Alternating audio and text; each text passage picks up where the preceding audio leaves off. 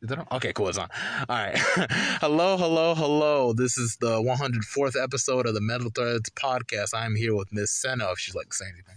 Hi, how you guys doing? And I am pronouncing it right? Seno? Yes, it's right. Seno, same thing.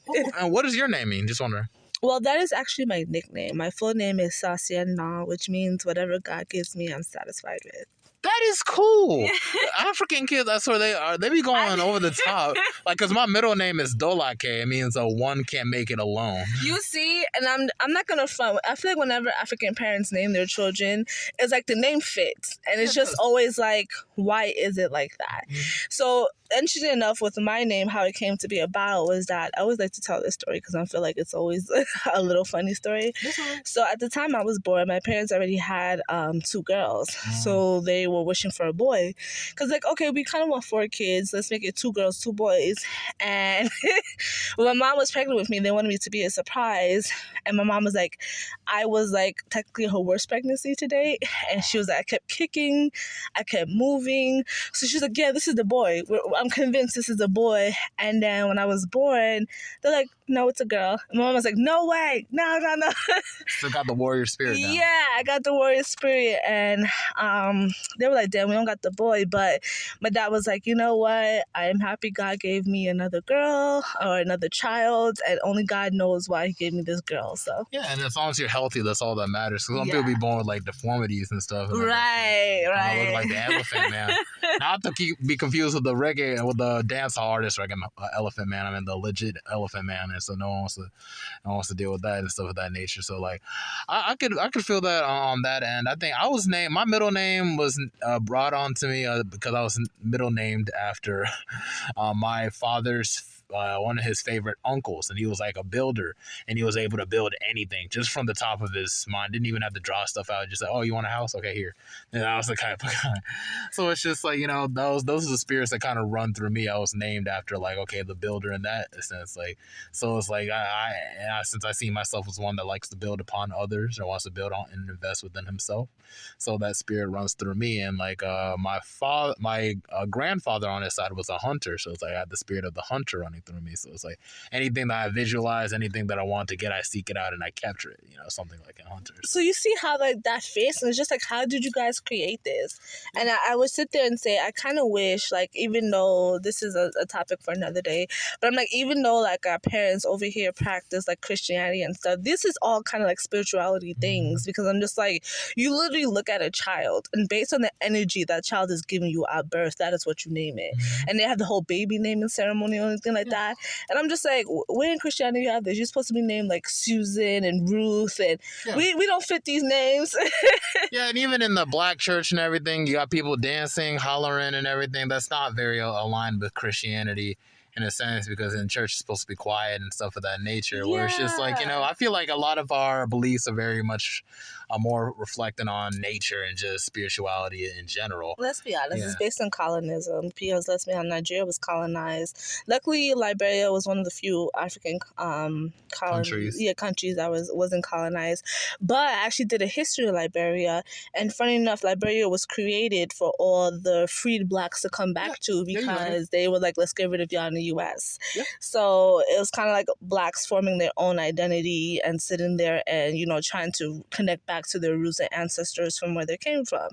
So I respect the culture that much as well, which is why their flags kind of reflect the U.S. flag a little bit. It's glad that you actually know to that degree too. I had to explain it to nobody, but yeah, that's basically it. But honestly, the negativity that came with that, though, because a lot of U.S. slaves were carrying a lot of their whole I don't want to say sense of identity, but a lot of their values kind of reflected a lot of the values back in plantation days. So it's like, the ones that I thought the slaves kind of saw themselves as above the indigenous people. Mm-hmm. They saw themselves as superior. They saw themselves as like, they were lighter skinned, they were more up there. And that's where they had issues going forward for Civil War and everything. Just the issues with that. Like, oh, okay, I was brought here to take control of you and stuff. And that's where issues started. So. Yeah, which I agree. And I feel like one thing that hurts so much is that I can't even think of like one African country that did not have a civil war.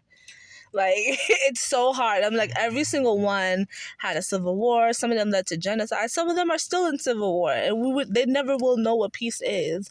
And then just like, it's because of this old colonism, this mind frame that I'm better than you, and I'm just like, you all look the same. Yeah. You all want the same thing. But at the same time, it's also with tribalism too. Like, tribes like to compete with each other and things of that nature, which is not a problem. But at the same token, it's when we start introducing guns and stuff of that nature, drugs into the situation. All the resources is being taken away in the background and everything, and then Africa is pretty much left raped of everything. And that's just the saddest thing about it as a whole. The only way to really reverse a lot of this is when they start to discover self-love, start to discover self-discovery in the self, and just, it's cool to be aligned with Christianity, but Christianity is a little bit more ancient than the Christianity that they kind of put up right now. Like, Jesus was originally called Isa. So it's just like, if we can go back to those times, really just trying to get aligned with that and seeing each other as pretty much one big tribe, like Black Panther with it. Right, but Wakanda, bro. Yes. that mindset would be good, but it's like, because a lot of African countries speak English anyway. So it's like, even, I know it is what it is, but that should be like a step forward in understanding each other. Yeah, so you see, for example, how at least in Europe, if you are a citizen in one country, you are able to just travel to different European countries without, too much restrictions in place.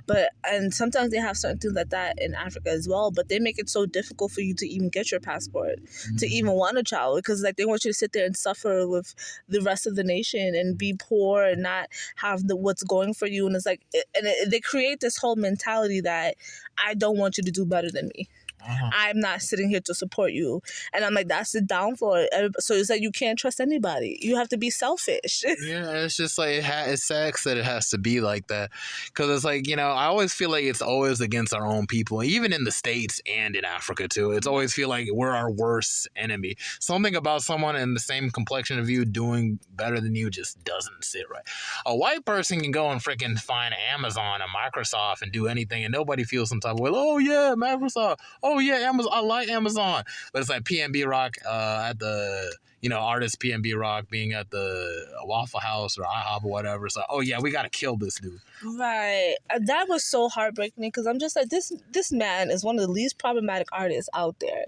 Like, I've actually watched him in concert, and I was just amazed at the amount of people he had on stage. And I was like, all these people for him, like, it was like a whole large ass entourage. And I was sitting here like, I tend to follow like little rap beef here and there. I've never really heard this dude have a problem with anybody. Sometimes that's what it takes. You don't even have to have a beef with somebody. Sometimes you could be just chilling, and people just can't take that, because what you represent to them is a sense that you found salvation. And it's that plantation mentality, that bucket of crab mentality that's pretty much been instilled in us for centuries, and everything that we really, really need to break, mind you, very, very soon. But we need to start getting comfortable with seeing other people be successful. And that's what I got from an HBCU. I don't know what college you went to and everything. But it's like, everybody roots for you. Everybody wants you to do whatever. Everybody wants you to get involved. Everybody is just one. So it's just like, even if you don't have to be around each other, you don't hang out with each other, you don't let it bother you. But it's like, once you're in this situation where it's just, you have people that's hating on you, people that just can't stand to see you happy. When you have certain aspects of yourself that it's just, whether it doesn't even got to be money, it could be something about your drive, your discipline, your spirituality, your sense of charisma, things of that nature. It just doesn't sit with people, and it's just like, 'cause they're not willing to do the work on themselves. And it's all reflecting of the plantation, people that love to be on it, people that are happy to get the little socks, a little sleep in the attic. And then there's the other people that are like, nah, it's not for me, I want to leave the plantation. Mm-hmm. There'll always be tension between these sides going forward. Which is true. I just kind of like want to just go back to your HBCU reference. I did not go to HBCU school. Where'd you go? I went to a school in New York. That's where I'm from. It was like SUNY Albany. So there it was kind of like diverse for me. Right. So you had like the the whites, the blacks, Hispanics. You had always a crowd to mix in with, which is kind of like the experience I'm looking for. I actually went to an all-black boarding school in Mississippi, and I was like, oh, these are kid folks out here. But that experience, I mean, my experience is different. So for me, growing up in New York, where it's very diverse, it was kind of like a little bit different to go into an atmosphere where it's just all Black of people of your kind. So I appreciate it because I'm like, yo, you know, I'm getting to know people, but at the same time, there's certain instances where I feel like as an African, because, you know, growing up, we didn't really fit in with the Blacks either. Like, they hated us.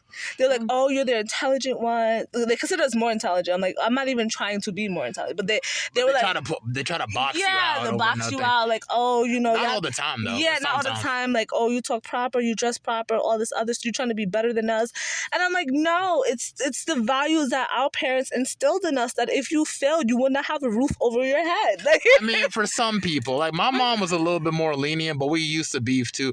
I feel like it's just different experience for everybody. There are some African families that's like they're like family dynamics and everything was like top tier, whereas like for my family, you know, we're Liberians and everything. A lot of things we gotta like really work to really get ourselves together.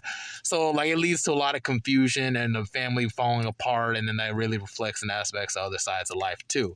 So what I see from you is that you had your family together throughout your life, correct? Like mother, father, everybody. I had everybody there. Like, you know, grandma came through too. It's just so you have like a very solid family dynamic, you know, and it's just like, you know, I come from a home where it's just like where things kind of fell apart.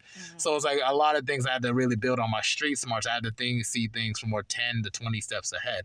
So it's like a lot of the times I did face like certain situations like you did, where they're only in areas of a PWI or what they were predominantly, you know, like, you know, or they're kind of mixed because I'd always felt like they had to try harder in areas like, or the HBCU, no one even cared. Everybody, you could be a nerd, you could be African, you could be, everybody has a place. Everybody mingles. I feel like the difference when it comes to that crowd is what type of music you listen to. That's where the difference is, Kate. You'll see people you'll see people listening to rock music and HBCU. No one cares. The thing is, like, it's just, I feel like people are a little bit more mature at that stage. That's one thing. But also another thing, everyone should focus on just getting their experiences in. So it's like really the whole competing against people trying to be tribalist over it. It's just not there or that's fluent. Like people would even get in a fight and that would be forgotten like the next day. You know? So it's just like I feel you on the side like where we have those issues with our Black American counterparts here and everything. But it's all comes from the plantation. Have you ever watched Roots? You never watched Roots, have you? No, my parents were like, we good off that. Definitely got to check out Roots. If you want to really get an understanding, see, because it's like Kunta was really, really trying to preserve his way of life that they instilled with him with the Mandingo people from where he came. I think it was Gambia, I think. You know, Mandingos are kind of all over the place, but it's just like because they travel a lot.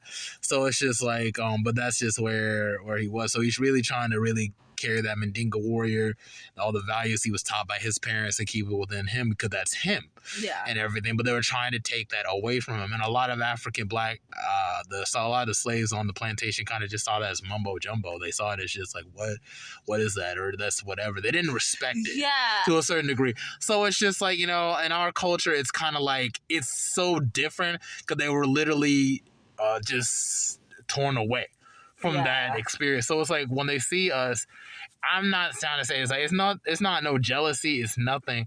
But within the layers of it, a lot of it comes with a little sense of envy to a certain degree. But then on the other side of it, it's also just a sense of they just don't know. I would say ignorance is bliss. It's just ignorance to a certain degree. That's what it is. And you know, sometimes, especially in Mississippi, where it's just like, you know, God knows why you live there. But I would say the food was amazing. But you know, it was just one of those that sometimes oftentimes feel like I had to like explain myself or, you know, explain my identity. And that time became kind of crucial for me because growing up, we Africans weren't really desired. Growing up, sometimes, even though I went to an all-Black school district, which is kind of amazing growing up, and then I ended up switching to like one that was more like whites and mainly white, but we still had a good crowd of like Black Hispanics in New York. But we're not mainly Black. A lot of people's like, oh, you African booty scratchers. And, you know, I was ashamed to be African. So my parents just like, all right, we're going to wear the national, you know, the attire, the native wear. And I used to hate wearing it at the time because I'm just like, these people, these people going to make fun of me.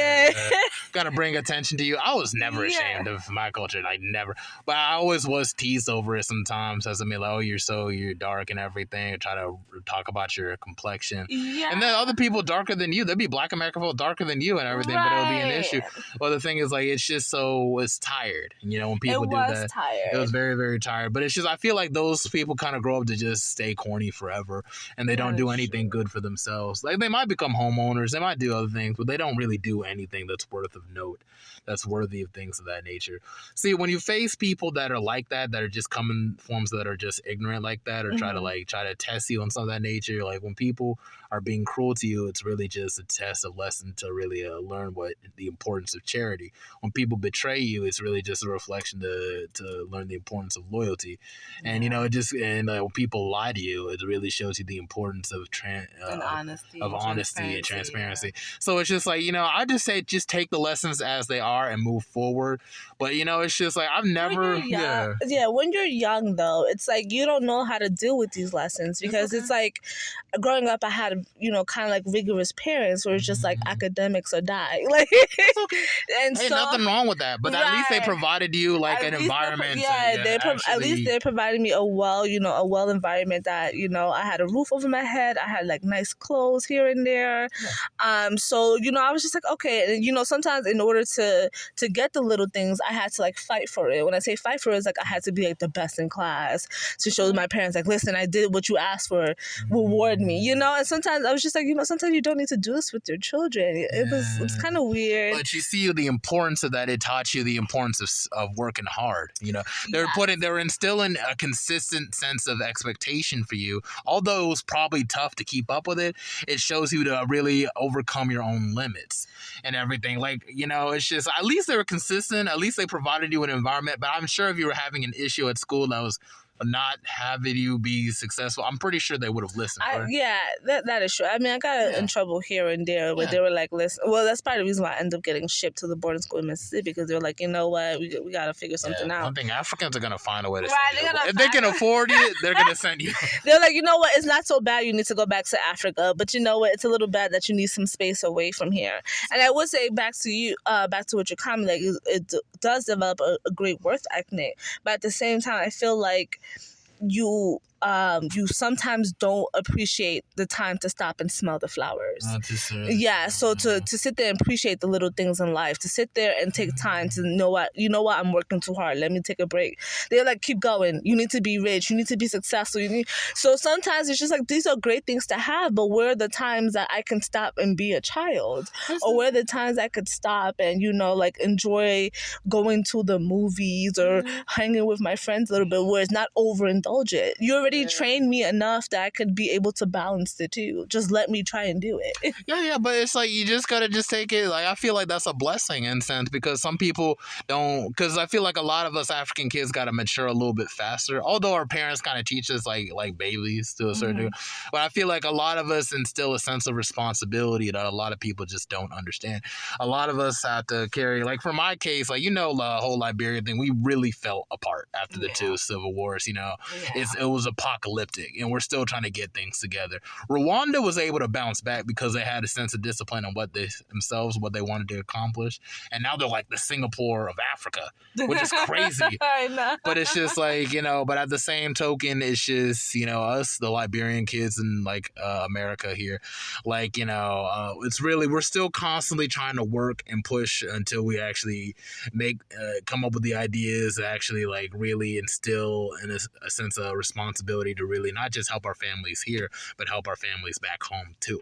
So it's really a trial of really building oneself and persevering through whatever issues that we're having for the sake of building the best version of ourselves later. There are some kids that don't really follow in their path, and then they get string up with drugs, they get trying to link in with gangs and stuff of that nature. That's a lot of the situations that we're having with a lot of the Liberians here in Charlotte, a lot of Liberian kids that grew up here, that they fall off their path instead of just keep on to it. So it's just like, when it comes to situations where I could really get it mixed in with a lot of these crowds, I really thank God that at least I have like a purpose in terms of like really focusing on like, no, I got to do it for like my brother, my baby cousins too, and a lot of my family also, because it's like, I'm not saying that I'm the chosen one in terms of like, but in terms of just what I've been through, the things I had to deal with and everything. everything. To your name. Even the name itself, it's just there's a lot of generational curses that I have to really push hard to break. So it's like I really take a lot of these lessons in of just saying, okay, this is just developing me to be the best version of myself. So it's just when you look at things like that, there's gonna come a point in life where it's just like God will take care of everything. Literally, God will repay you tenfold if you really just take the time to focus on yourself. And that's kind of how I see it, like, going forward. It's like with positivity, optimism, even when I want to give up. Like, literally, all I'm focused on is really just building myself. And then, like, there'll be a point in life where I can really just do whatever. I can go to the club.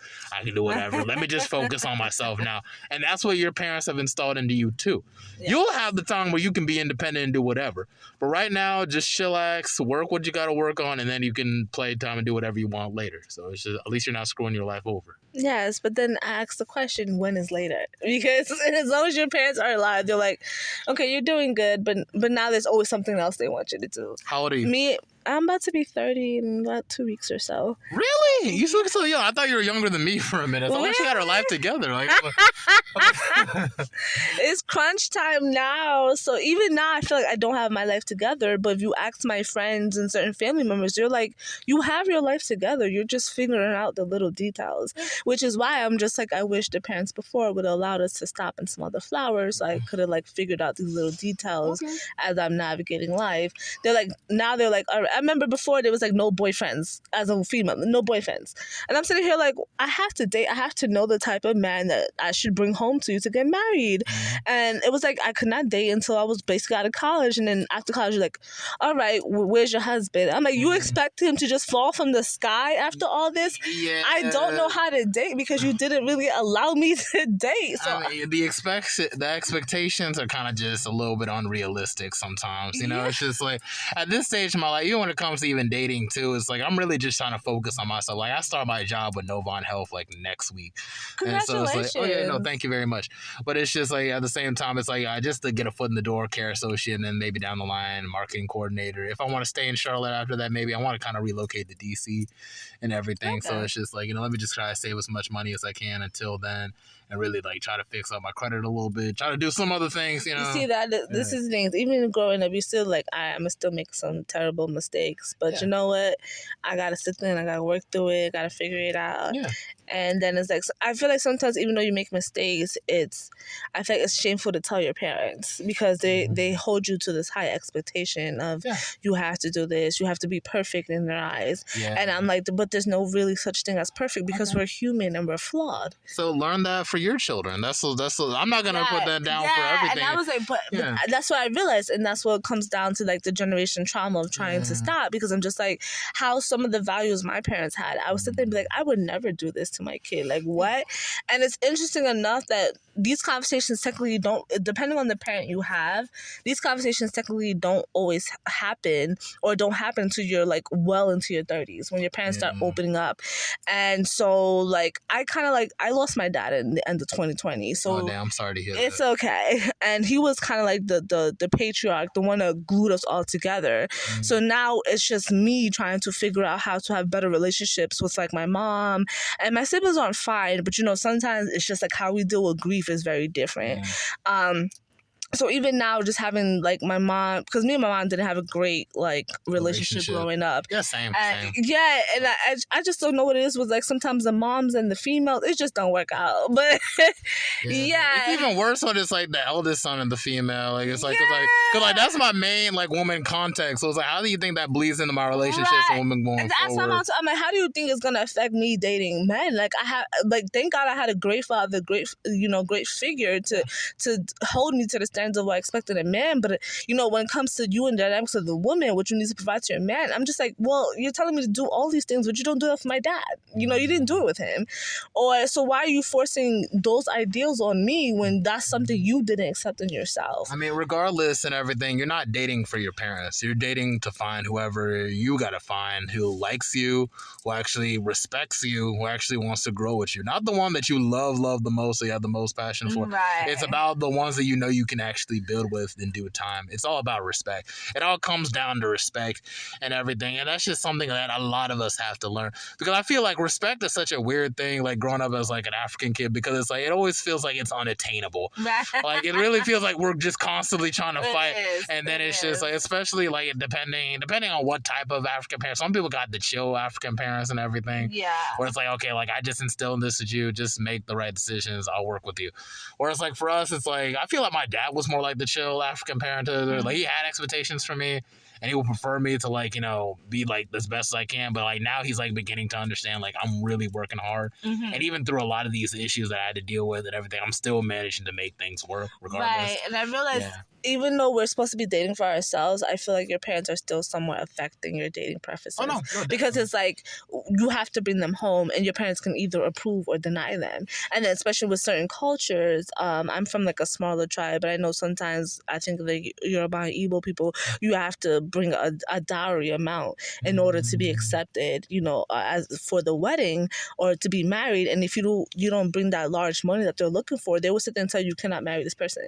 And I'm like, why are you sitting there and denying people love, like because of monetary value? So it's always trying to break those cycles to try to find what pleases you. But sometimes you always, you know, it's like at the same time you don't want to disappoint your parents because they always want to throw in your face, oh, I did this for you, I did that for you. And it's just like you don't want to ever come off as ungrateful because it's just like, I'm happy you gave me life, I'm happy you provided, but this is my life too. This is my life. And they're like, oh yeah, to them you say that, they consider it disrespectful. And I'm like, they became that you're selfish, right? Selfish. And then they go tell your aunties and your uncles, and you got them, they turn the whole family against you. Like, bro, can you like chillax? Right, and you got them calling you like, oh, you said this to your mom. I'm like, what? They're trying to vilify you in your own family. Like, yo. And I feel like as young generational people, you have to be okay with being the villain sometimes. You kind of do. Because that's what. Because you gotta fight for your own respect. You gotta fight for your own life. Because it's just like I feel like a lot of issues in my life stem from like me trying to people please from my mom,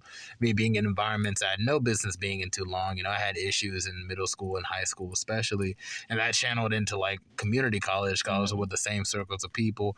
I had to deal with so much disrespect. I had to deal with so much discrimination, and where my mom's really could have just taken me out of the school and put me in a different place. I could have gone to Hawthorne High School where they actually specialize in biology and stuff of that nature. Maybe I'd be more on my path of being a doctor if I wanted to keep that one. But to be honest, when you reach a certain level, you just don't want to mess with that stuff anymore because it becomes more complicated. You're so behind, and then you get older, and it's like there's no passion behind it anymore. So it's like I went with business and everything because I feel like it'll give my people more opportunities, especially if they came straight out of Africa, and I can give them a job, show them how to do whatever I got to do for my business and everything. Just little things, just to keep them here so they can be able to start a family. So their kids can be able to go to school, go to college and everything, and then the wealth grows after that. Then they do their own thing. You know, it's just that's how we compete in this country. And this is a capitalistic country. You got to compete. So if I have the know-how in terms of just how to start a business, how to run a business, and all the ins and outs of marketing and building that brand to bring in revenue, that can also bring opportunities for my people also. Not everybody can be a doctor. You see, and that's what I feel like African parents, they kind of realize. They only look at it, you could be a doctor, lawyer, engineer. That's the only 3 professions they will ever accept. Lawyer ain't bad. It's not, but not everybody wants to do it, you know? And it's just one of the, or you could be like, sometimes they'll accept a nurse for the females. You can be a nurse, you know? Yeah, you can get jobs with that. Right, you can get jobs with that. And even now, like, I'm sitting here in the legal sector because I had ambitions to be a lawyer, but now I'm sitting here questioning whether that's something I fully want to do. And I have a great paying job at that, but mom's like, you could be making more as a lawyer. I'm like, well, maybe that's not what I want to do. Let me figure it out. And I'm like, I don't like how sometimes parents or African parents don't allow you to pursue your passions. And as you know, you sit there, you look at the different races, you look at them, like their parents put them in all these great activities and sports, and they are great, well-rounded people. Yet here I am, all I know is books or education or, you know, what's going on in the news because all they used to play is CNN at dinner time. So it's like... they love them some CNN. I couldn't watch that for hours and hours and hours. I was just like, you're not sick. My dad, before he passed, used to just literally sit here and watch CNN all day. Same thing with my dad. And I'm like, you don't get tired of watching watching this? All Like, this negativity and everything. right, all these news. We get it on social media when I scroll off, so it's like just sitting there and just watching it for hours on end. I'm like, yeah, all these people voicing their opinions and these, round table, discussions. It's just like, I don't. Okay, that's great. You updated me. However, I need to go and see what else is out there. Yeah, no, seriously. But even with me, like one of my main passions was like music with the whole rap situation. I don't know if I dropped my mixtape in the group chat or not. I could probably do it again or whatever, because I haven't been bringing a whole lot of attention to it because I wanted to wait until I actually put more content out there. So it's like, okay. But it's like, that's what really got through a lot of my issues in school and everything. That was my way to vent. That was my way to, like get through like my parents divorcing, and then like me having to deal with like the broken home I had left, and then trying to protect my brother and everything, having to deal with really have to settle for like a less than how can I say a less than, I don't want to say flawless, less than a life that's just not like, like stellar. Yeah, not stellar. Yeah, we can leave it as stellar. It's not how I predicted how life would be.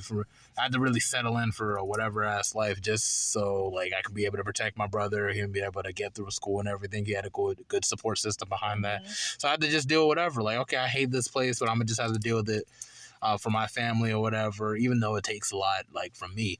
And that's just it, It's just trying to overcome that and push forward. That's what really got me through that and everything. So like now it's like I feel like it molded me to be more creative in terms of like, be catching on, seeing certain patterns of things within the business situation and learning how to push with that. So it's like you live and you learn basically. You kind of said an important thing in which I feel like growing up in an African household they don't do, which is support. Yeah. And it's like you gotta fight for the support or they just say no. And I'm like, in order to be the best you, or whenever you pursue these passions or these projects, you need the support. It's the same as when you have these kids go to the sports activities and you have these parents supporting them.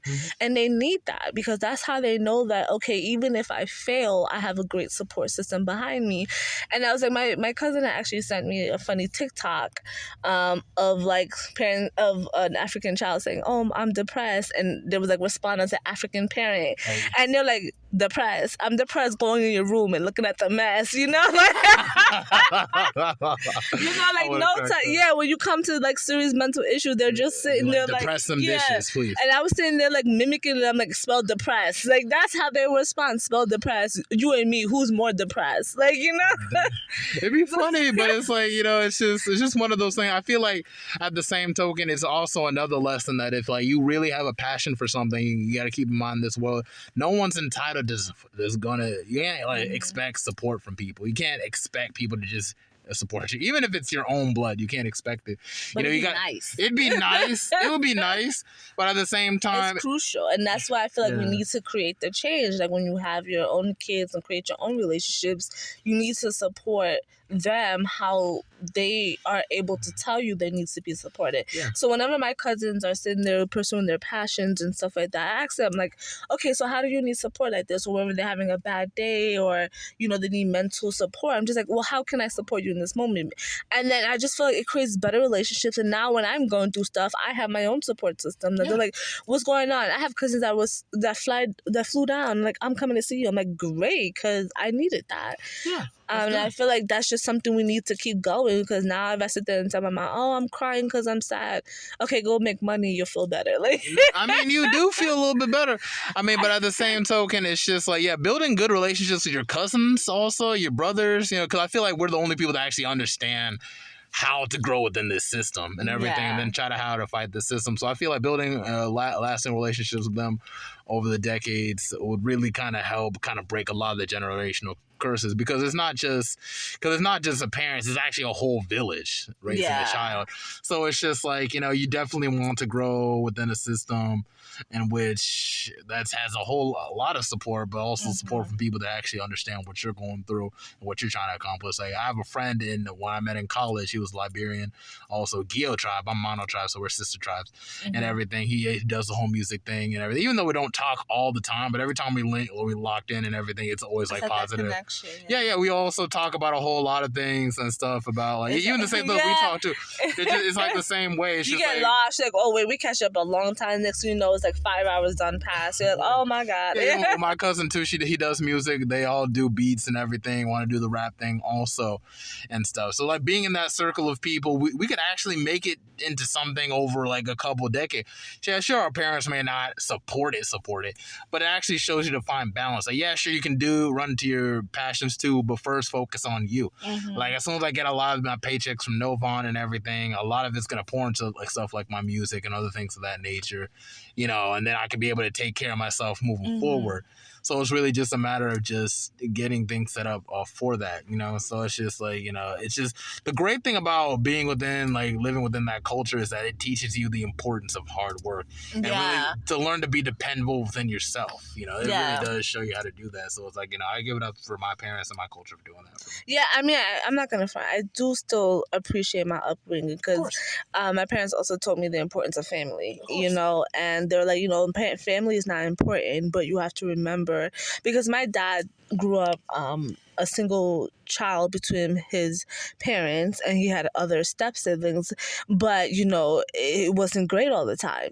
And it was like he sometimes felt like an outcast because of the fact that sometimes his dad was upset that his mom was the one that left him, so because my dad looked like my mom, it was problematic sometimes, and stuff of that nature. So, and then Africans also have the big thing, like if you're the oldest child, you can beat your younger siblings, and then that was also problematic because sometimes I was like, why are you touching my kids? Like, that's like, they cause trouble, I didn't. I only got one younger brother.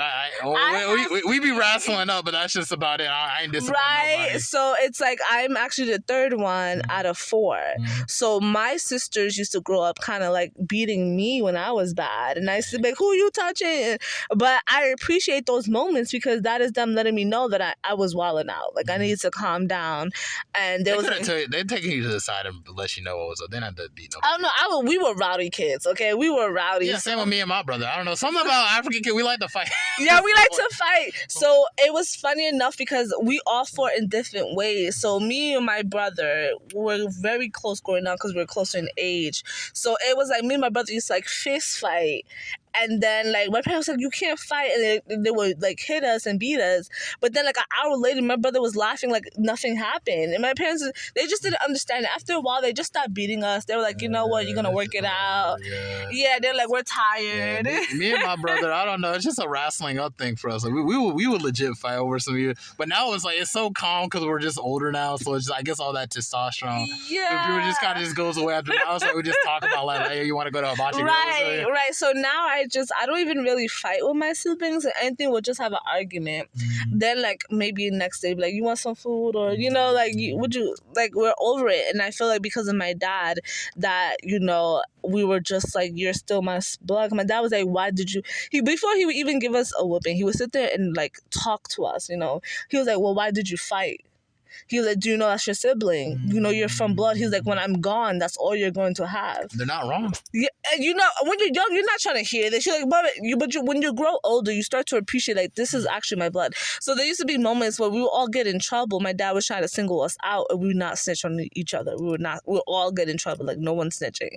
And that's something we still practice to this day. Like, if my siblings are in trouble, I don't care where I am, I'm showing up. I'm like, all right, I'm in my car right now driving. So it's like, I'm coming to you. And I'm just like, well, these are the moments that I appreciate, the importance of family. And that is why when I have my close friends and, my support system, I'm just like, yo, you're kind of like my family now. So just as much as you take care of me, I need to take care of you as well. I need to be there to be like, we're all a tribe. Right. We are a tribe. Like they said, like, I understand why they say it takes a village to raise a child, because I'm just like, sometimes when my parents didn't do it, I had aunties, they were like, you good? What's going on? Like, why are you acting up? And I'm like, auntie, da-da-da. They would talk to you in a different way than your parents would. And that's why you're able to connect better with them. And, you know, when you're over your cousin's house, you just tell them what's going on. Sometimes your older cousins will be like, well, why are you acting like this? You know, where your younger cousins will be like, all right, well, you know, I'm going to do it too. But then when you get older, you see your young cousins doing it, you're like, you can't be doing the same shit I was doing. It's not going to work out. So it really is. It really do be like that, man. Like, I swear. It's like, it's always such a process in terms of just really trying to develop that communication with your parents too, because like generational, it's always like a gap and everything, because they didn't grow up in this country. I'm assuming that y'all, both your parents are in Nigeria. Of course not. They're in Nigeria. They came straight off the, you know, bought a plane ticket and everything. And that's another thing as well, I was like kind of a little bit sad about, is that my parents didn't open up about their own trauma until I was like well into my 20s. And I'm like, if you would have told me why in the time, because I was a curious child, I would ask questions. If things didn't make sense to me, I asked questions, because I'm like, I'm asking to understand. So, you know, I could understand where you're coming from. I can understand why you did what you did. And, you know, parents are just like, stop asking questions, you're being rude. But it wasn't until my dad would tell me stories later on in life that I'm just sitting here like, wow, you went through some shit. And a lot of our parents got PTSD, and that they don't. They don't talk about. Like mental health in the African like community, not just Nigeria. It's frowned upon. It's always seen as like an evil spirit, or just you. Right. They're like, I have God. I'm like, you know what? That's great. You have Him, but sometimes that's not enough for what you're experiencing. I mean, it's enough not enough, but it's a process of trying to learn to heal from it. Actually, learn to find ways to break through. Even like I've been through a whole lot of stuff too, and like I still got PTSD over a lot of things that happened in my past that I had to deal with, discrimination, all types of stuff, and even with bullying on top of that too, man. It was crazy. You wouldn't expect someone tall like this or be bullied at them, but people find ways. People like spread rumors. They'll say certain things that don't make any sense just to drive you out of your character, and just me trying to move past that and trying to regain my power. Right, and I'm like, spiritually, you're healing from that, but I'm like, presently, you know, mentally and emotionally, you need to deal with that. Like both my parents. Well, my mom technically was born just after, like literally 21 days after Nigeria got their independence, my mom was born. So she was very like 4 or 5-ish when they had the whole civil war going on in Nigeria. And so my mom would tell me stories of how, because she was very young and they cut her hair, they would send her to do the errands, to like go to the supermarket and get people trying to grab her and everything. Right, they wouldn't touch her because one, she looked like a boy, and two, she was a child. And so they were like, at the time, when the soldiers that came to her village were interested in only like raping the women, and they wouldn't rape young children, they wouldn't rape pregnant women. So because my mom was very young, they would allow my mom to go so the other woman wouldn't get like, you know, sexual assaulted by the soldiers. And on the flip side, my dad was actually a teenager when the Civil War happened in Nigeria. So he was I think he said he was in like either secondary school, which is like high school or middle school. But basically when the war broke out, he was in school and people was like, run, the soldiers are here. And he just had to take off running, and he was just seeing bodies dropped as he's running. That's legit PTSD. Like people don't realize like how we literally grew up amongst survivors, like refugees, like people that really saw people's heads getting cut off in front of them, and they had to just move on with their lives. Classmates murdered. Classmates that you sat there and was talking to last week is now dead on the ground being buried. Or they're just gone. Like, and you never see them again until maybe they get Facebook. Like my mom was so happy about Facebook because she could connect with people from back in the day, from her school days and everything. Oh, they're still alive, or they're so good. Like really, like you really think like people like that, they cross your mind. Like, you be thinking about people from high school or college, they cross your mind from time to time, but you never think like, oh man, I hope they're not dead. Oh man, I hope you just like, okay, I wonder how they're doing. They were like, these people might not be alive. And so my dad like didn't even run home. He ran like miles all the way to my aunt's house, which is all the way on the other side, just so he can escape it. And I'm like, yo, that's very... And when he told me this, mind you, he told me this in his 20s. Like, when I was 20. He's blessed. Yeah, he is blessed. I'm sitting there like, you don't think you should talk to someone about this? And then mind you, on top of that, he was in Tennessee going to university, and Tennessee was very racist, so he had to deal with racism. He told me a new concept to him, because it's like people getting discriminated over skin color just sounds asinine. He's like, what? I just came from a whole civil war. You discriminated me over the color of my skin.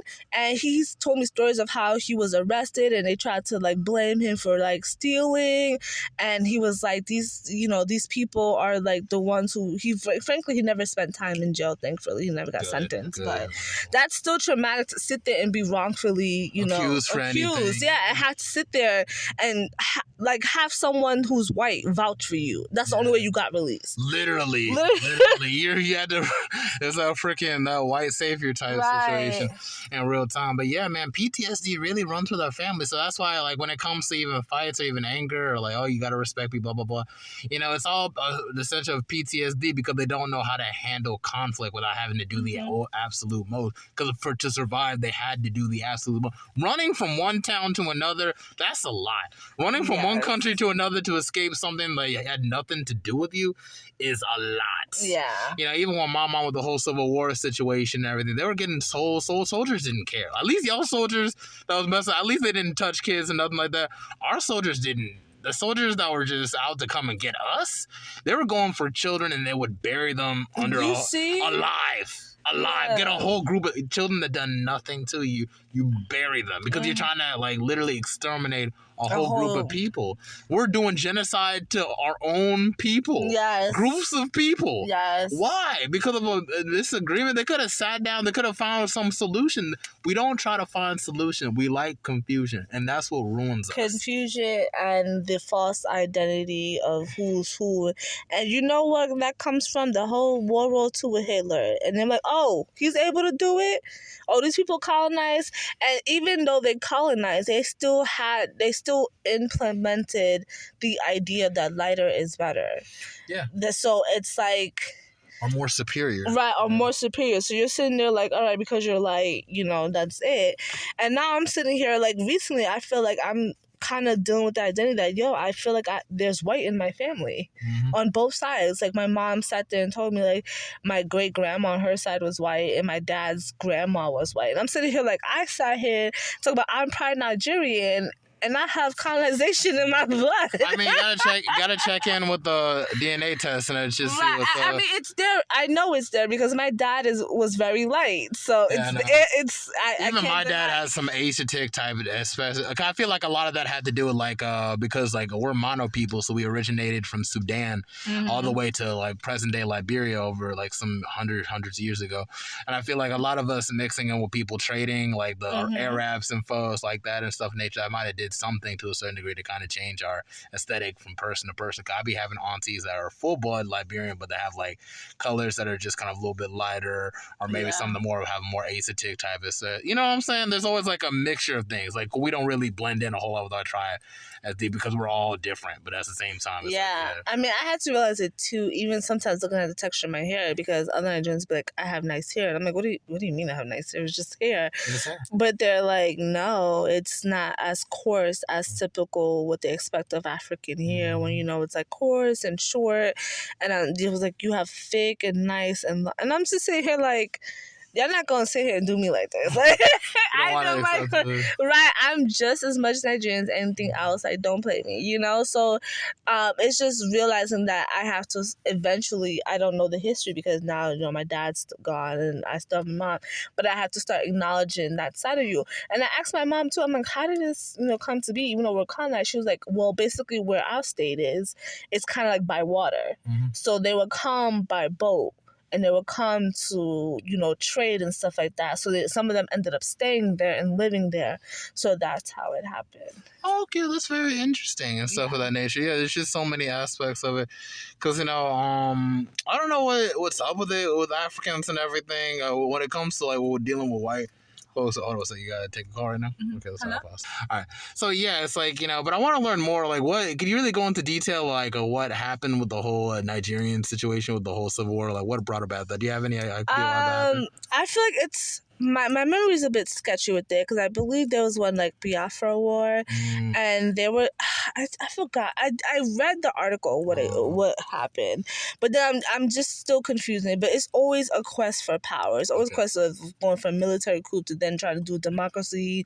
So you're fighting over that, and I feel like what also happened with Biafra, if I'm not mistaken, is that they wanted their own state, and they were like, "Nah, we not having this." So they started a whole civil war over creating their own state just for the state to not happen. I think either their own state or their own country, one of them, and they're like, nah, you're gonna still be Nigeria. So I think that's a gist.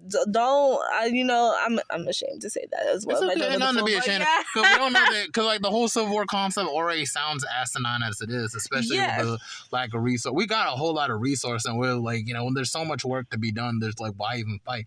But it's like, I feel like with the Liberian case, it's just like how I told you earlier, it's because slaves came down, they thought they were better, they didn't give no power to indigenous people, nothing. Indigenous people weren't liking that. Indigenous people took over. Then other indigenous people wanted their own power. Then then it became like an extermination attempt, or genocide. That's how it is. They do the absolute most for nothing. Well, they really could have compensated people, in a way. Right. And then America gets into it and makes it worse by giving like nobody asked America to come. That's the problem. Yeah. But I would say though, sorry, them jinx are kicking. But I would say the one interesting thing, because when I was in undergrad, I chose Liberia to study for civil society because I was interested in how, you came to contacts, because at the time you were considered a more peaceful nation, and I think it was about 2000. I was in undergrad about 2010, 2014, just about. So what thing that interested me is about Liberia that you guys actually started like was considered Truth and Reconciliation Commission. So basically what it is that you have the effects of the war, like you said, and this commission was created to establish the wrongs that happened at the war and ways they can do to repair it. So it was like truth, admit what happened at it, admit the facts of it, and then conciliation is what can we do to heal the people that were affected by the war. And I'm like, I think that's a big step even for an African nation, because not a lot of countries, especially with the genocide that happened in Africa, were doing these.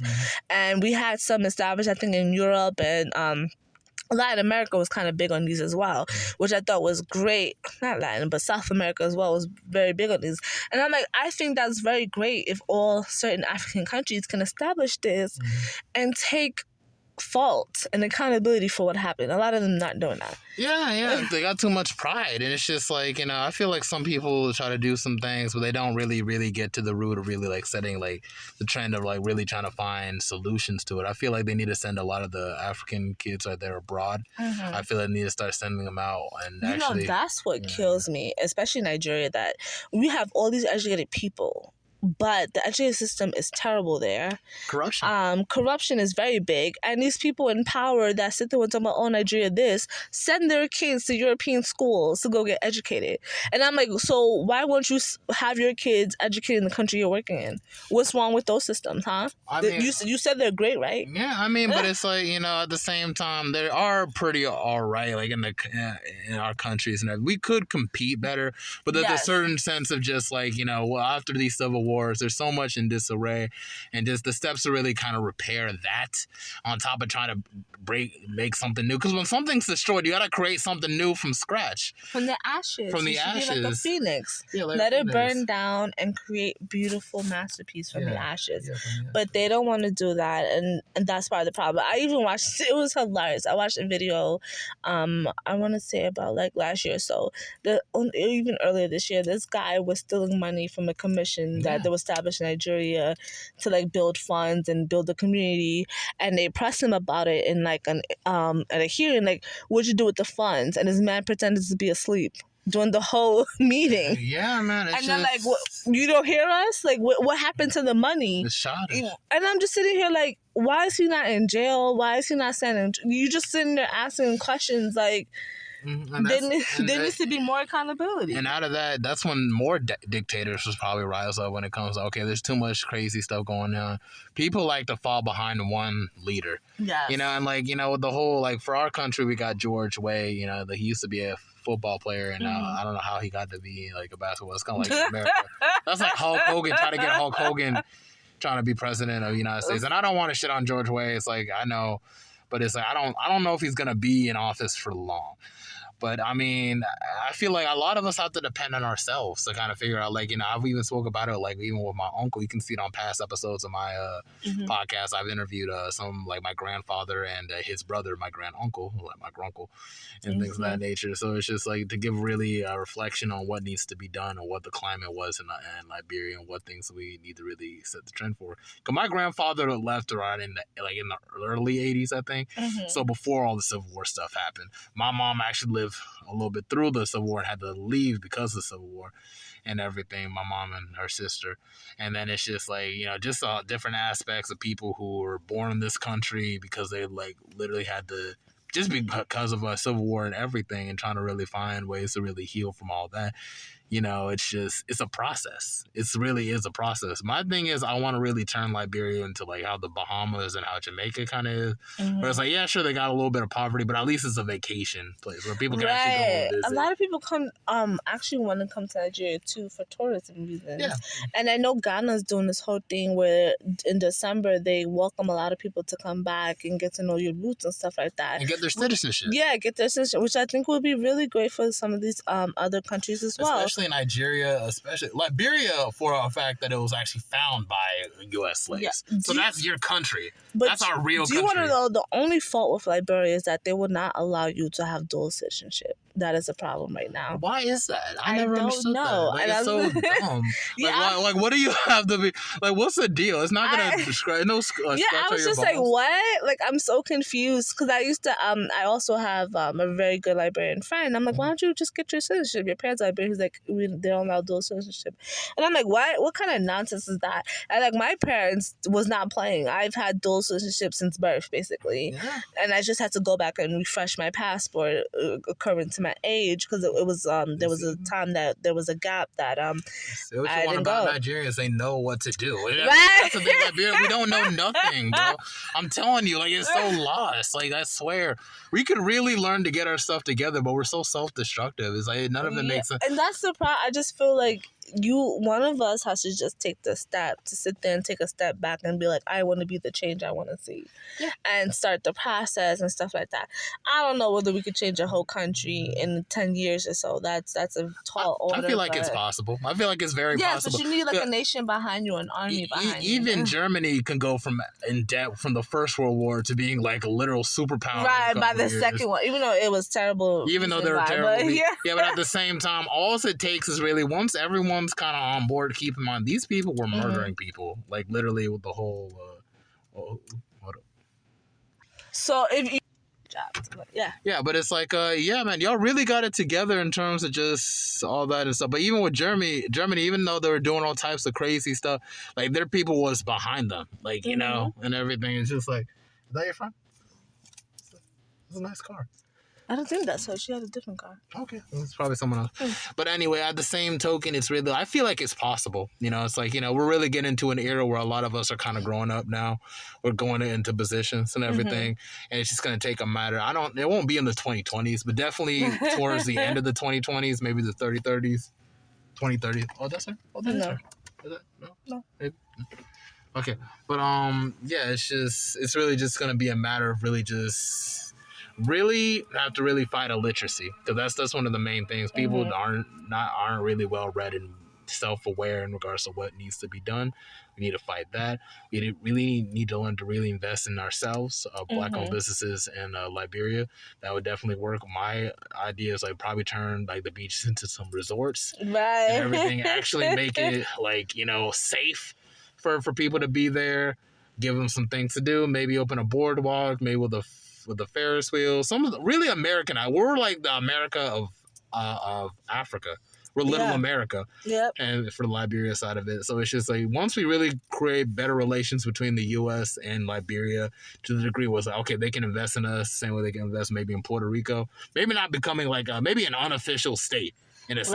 Right. Like, actually do something where it's like, okay, if you want to get better relations with the rest of Africa, you got to come through us. Really, like, set it up. Yeah, like us. be the mediators. Because Yeah. I feel like Liberia has the resources to become mediators. They're just Yeah. not doing it. Yeah, we can be like what Hong Kong is for China. Yeah, and I'm just like, why not? You know, sit there and be like, you know, or you know, as another thing, when flights are so expensive, even to get to Africa, it'd be great to have like a major hub that, like, okay, you can direct your flights to this, Like straight and there. yeah, I have to go straight to Europe. yeah. Why the fuck I'm going to Europe for? Put me in fucking Africa, then transfer me over. Yeah, build some air stations on the west for sure. Like get approved from some air codes so you can get flights, flight plans directed to your airport, and we good. Because a lot of Black Americans will definitely like to reconnect in like Africa, but it's like they get that feeling that they would just be estranged, and so I feel like Liberia could be that first step because literally, like we speak our main language is English. Yeah. So it's like we were found by U.S. slaves. That's already a green. That's all you need. You're already blending in. But people usually go to Ghana because they feel like Ghana is like the main one. It's like where they really start, which is like one of the main places. But most people in like America that are Black are descendants of Nigerians for a reason. So it's like they should really build that connection with them in Liberia and Ghana. Those are maybe like the three countries right there: Liberia, Nigeria, and Ghana. That should be the main ports right there. But that's just my thoughts on stuff of that matter. Like, what are some matters that you feel like need to improve in Nigeria? Corruption, you gotta stop. And I feel like we need better support systems. I need everybody to actually want to help each other, not sitting there always like, because you're doing better, I don't want to support you. We also need to improve like they're just the relations between communities. Stop thinking one tribe is better than the other. Like, stop it. Everybody's values is different. Right. Everyone's values is different. Just be appreciated. And there's no unity. And I feel like Africa is huge. We all need to unite, like, seriously. We all need to unite, because when you think about it, or this is a common fact, all our resources are basically in Africa. Africa does not need to go to another continent to outsource anything. You have everything in Africa. So why are we not banding together to charge these other countries an arm and a leg to get our resources? Because think about it. That's what kind of like North Carolina. I mean, not North Carolina. That's what Is that your friend? Yeah. That's what North Carolina is doing. I mean, North Carolina. That's what we are. But when you think about it, that's what the North America, that's what I was trying to fucking say, and I'm just saying North Carolina, but that's what North America is doing. You have NATO, you have, even though we're supposed to have the United Nations, that shit is a joke. That shit needs to change. I think Europe as well has their own type of agreement as well. So I'm just like, if they have these agreements, well, and then I think Africa has their own as well when it comes to oil. We're going to get our own currency in Africa. Right. And Gaddafi was going to push that, but they assassinated him. You see, it always starts. And I was like, when was Gaddafi a problem? It's the whole thing. And then now look at like Libya. Chaos, slavery out the ass, people trying to get on trucks to go to Europe. It's insane. And America not in sight to actually help in none of that. Right. America's like, oh, we need to get rid of that dictator, but now we're silent. I still don't understand why we're in Iraq. I still don't understand why we're in Afghanistan. What was the point? Oil. Vietnam, resources. Korea. Still don't understand the point of Resources. these wars. It's just to push that narrative that Right. we're the strongest. That's why America creates so many But enemies. we're silent with Ukraine. We silent with Ukraine. What? Yeah, we're gonna side once it helps us, once it's like good for us. But that's just kind of how it's so frustrating to sit down and talk about. I know we already passed the hour mark, so I appreciate you for hopping on the podcast and everything. I feel like we spoke about a whole lot of great matters. We did. We need a part 2 to this. Season three is coming I'm up. here for that. Maybe I'll have a video by then, like with a camera. So I am not. I thought initially we're gonna be on camera as well. That's what I'm saying. No. It's easier like this because like it's less pressure. You gotta I'm not upset. I like to be anonymous anyway. So right now. You're not going to be too anonymous. Your episode, I'm going to put your name in the episode and everything. So that's fine. I don't have social media, so nobody can follow me. That is okay. That's actually good for your mental health too. It is. I had to detox on social media because I actually got rid of it about a couple of years ago. I want to say about 2017. That's good. Because I was just like, I am so sick of the same people doing the same whack ass poses, and now we all doing TikTok. Right. Now I refuse to get a TikTok. I refuse. Well, that's fine. I refuse to get a Snapchat. None of that. I don't care what any of y'all doing. Y'all looking for me, text me. Yeah, no, seriously. But it's just like on the real, man. It's just I need to be on this stuff so I can do the podcast situation. So I can put it out there. So it's like, as soon as I get 150, it's like marketing. I got to be on it. So it's like I have to be with social media. I want to take a break so bad, but it's just one of those things that I feel like it's good to put certain things out there, and it builds my brand. Also, I understand you want to build a podcast like your own too. I do. I can help you with that. Of course, I'm looking forward to it. Interestingly enough, my podcast will focus on tennis. I'm a big tennis fan. Okay. And I feel like not a lot of Black people or Africans as well are aware of what tennis is. And I ask most of my friends, like, do you watch tennis? And like, no. And the problem they don't is because they don't understand what's going on. And it's not easy to follow as well, like basketball. It's even, I don't even feel like football is easy to follow, but somehow, because that's the great U.S. sport, people catch on. And I feel like I want to develop like a podcast for people to get familiar with tennis, because all they know of tennis is like Serena. I'm like, yes, but you need to understand why she's great, and you need to understand why some of these other players are great as well. So it's just like, I want, a platform for people to learn the sport, to understand it, and want to encourage their kids to play it. Because there's money there. There's money and there's talent, and there's, like, you say how you have hard work ethic, but you stay dedicated. That is what tennis is, Yeah, you definitely want to expand your horizon. Tennis. Yeah. Maybe hockey. Who knows? Just try something new. Something different. If I was interested in hockey, I would, but I am a huge, like, diehard tennis fan. I watch every single tournament possible. I want to get into hockey because they got cool jerseys, and I want They to wear do it. too. I don't want to wear it and be like, you don't know nothing about hockey. It's like, okay, but I like the have yet to go to a hockey game, and I'm ashamed to say that, because New York is a very big hockey state. So they're like, the Rangers. I'm like, oh my God. Don't know about it. But yeah, we definitely got to end with this episode and everything. I know we can go on about all sorts of things. I know. I do appreciate you for hopping on, Miss Seno. Of course. It was great being here. Thank you for the invite. I really enjoyed doing this podcast, and I can't wait for more. See me on season 3, right? Yeah, definitely got to do season 3. All right, take it. We're sewing in, and now we're sewing out. All right.